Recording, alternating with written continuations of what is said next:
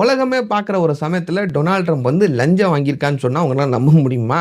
என்ன நடந்திருக்கு சொல்லிட்டு டீட்டெயிலா சொல்றேன் வாங்க. 2 நாளைக்கு முன்னாடி என்ன நடந்திருக்குன்னு பார்த்தீங்கன்னா, பிரஸ் மீட்ல நம்மள பத்தி தான் டொனால்ட் ட்ரம்ப் பேசிக்கிட்டு இருந்தாரு. அந்த ஒரு பிரஸ் மீட்ல டிம் குக் என்ன பண்ணியிருக்காருன்னா, டிம் குக் ஆப்பிளோட சிஇஓ அவர் வந்து 24 கேரட் மதிப்புள்ள ஒரு கோல்டு பிளேட்ட அதுல வந்து ஆப்பிளோட சிம்பிள் வந்து பதிச்சிருக்குது.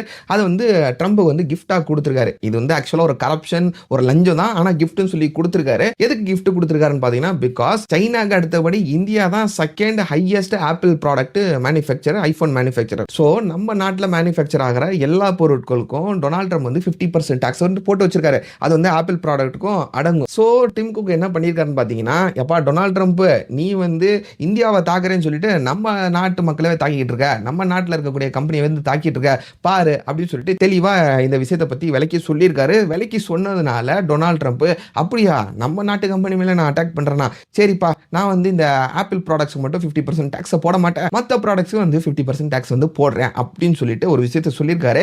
இந்த ஆள்லாம் ஒரு லீடர்னு சொல்லிட்டு எல்லாரும் வச்சு சுத்திக்கிட்டு இருக்காங்க. என்ன சொல்றது எனக்கு சுத்தமா புரியல. நீங்க என்ன நினைக்கிறீங்க இந்த சம்பவத்தை பற்றி சொல்லிட்டு கமெண்ட்ல சொல்லிட்டு போங்க.